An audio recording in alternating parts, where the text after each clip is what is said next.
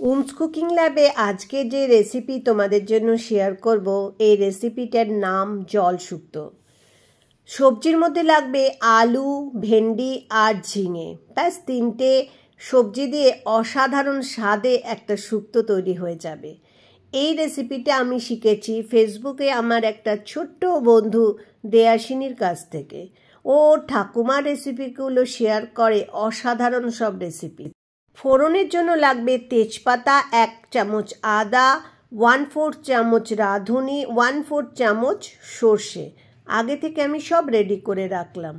শুক্তোর মধ্যে যে বাটা মশলা দেওয়া হবে সেটা হচ্ছে 2 চামচ পোস্ত, 1 চামচ কালো সর্ষে আর 1/2 চামচ রাঁধুনি। এটা জল দিয়ে ভিজিয়ে রেখে ভালো করে একটা মিক্সার গ্রাইন্ডারে বা শিলে বেটে পেস্ট তৈরি করে নিতে হবে। পরে চলো আমরা ভাজা মশলা, যেটা লাস্টে দিতে হয়, সেটার জন্য একটা ভাজা মশলা তৈরি করি। এখানে 2 চামচ মেথি, 2 চামচ মৌরি আর 1 চামচ রাঁধুনি দিয়ে এটাকে একটু হালকা ভেজে নিয়ে এটা ড্রাই রোস্ট করে নিয়ে শিলে বেটে নেব। তারপর এটা কিন্তু তোমরা অনেক দিনের জন্য রেখে দিতে পারবে এয়ারটাইট কন্টেনারে। আমিও তাই করেছি, কারণ এখানে আমার মাত্র 1 চামচই লাগবে। আগে থেকে মশলাগুলো করার থাকলে করতে কিন্তু খুব কম সময় লাগে। এই রেসিপিটা যদি তোমাদের ভালো লাগে তবে কিন্তু লাইক করে দিও। আর আমার চ্যানেলটায় যারা নতুন দেখছো বন্ধুরা, তারা প্লিজ সাবস্ক্রাইব করে আমার বন্ধু হয়ে যেও। ঝিঙে দেখো লম্বা লম্বা করে কেটে নিলাম, ভেন্ডিও তাই। ঝিঙে একটা বড় নিয়েছি, ভেন্ডি 10-12টা আর আলু 3-4টে লম্বা লম্বা করে, সবই একই সাইজের, যেরকম দেখিয়েছি সেইভাবে কেটে নিতে হবে। প্যানের মধ্যে দেখো সর্ষের তেল দিয়েছি আর ফোড়নে তেজপাতা, রাঁধুনি, সর্ষে আর আদা বাটাটা দিয়ে দিলাম। এটা তো তোমরা আগেই বলে দিয়েছি তোমাদের। আদা বাটা 1 চামচ আর 1/4 চামচ করে সর্ষে, কালো সর্ষে আর রাঁধুনি। রাঁধুনিটা না শুক্তোতে খুব সুন্দর গন্ধ। এই ভাজা মশলাটা যখন ভাজা ভাজা গন্ধ করবে মশলাটা, তখন প্রথমে দেব আলু। আলুটা দিয়ে একটু নেড়ে চেড়ে ভালো করে ভেজে নেব, কারণ আলুটাই এখানে সেদ্ধ হতে একটু টাইম লাগবে। আলুটা একটুখানি 2 মিনিট মতো ভাজা হয়ে গেলে এর মধ্যে দিয়ে দেব নুন আর বাকি সবজিগুলো পরপর দিয়ে দেব। আলুগুলো 2-3 মিনিট ভাজা হয়ে গেলে ঝিঙেটা এবার দিয়ে দিলাম। ঝিঙেটা দিয়ে আবার 2 মিনিট মতো ভেজে নেব। তারপরে দেব ভেন্ডিটা। গরমকাল চলেই এসছে, এই সময় শুক্তো জাতীয় পদগুলো কিন্তু আমাদের শরীরের জন্য খুব ভালো।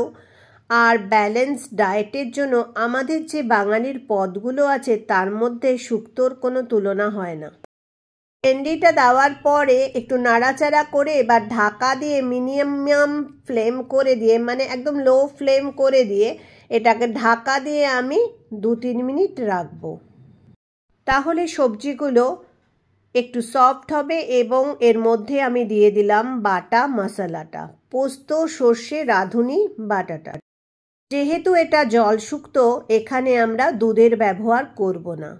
এখানে আমরা বেশি করে জল দেব যাতে সবজিগুলো পুরো ডুবে যায়। আর ভালো মতো সেদ্ধ হয়ে গেলে তারপর কি করছি দেখে নাও। জলটা এমনভাবে দিতে হবে সবজিগুলো ডুবে যায়। ঢাকা দিয়ে এটাকে 8-10 মিনিট মিনিমাম, মানে একদম স্লো ফ্লেমে আমি রান্না করেছি ইন্ডাকশানে। তোমরা বুঝে এটাকে রান্না করবে যতটা সেদ্ধ হতে সময় লাগে। সবজিগুলো সেদ্ধ হয়ে যাওয়ার পর ভালো করে চেক করে নেবে সবজিগুলো সেদ্ধ হয়ে গেছে কিনা। এরপর আমি এটা দেখো এরকম জলই থাকবে, কিন্তু একদম ঝোল থাকবে, তবে গিয়ে শুক্তোটার টেস্ট পাবে। এবার এর মধ্যে আমি 3 চামচ চিনি দিয়েছি, কারণ শুক্তোতে একটু চিনি হলে বেশ ভালো লাগে। 1 চামচ আমি এখানে ঘি দিয়ে দিলাম, আর ঘি তো দিতেই হবে, সেজন্য টেস্টটা অন্যরকম হয়।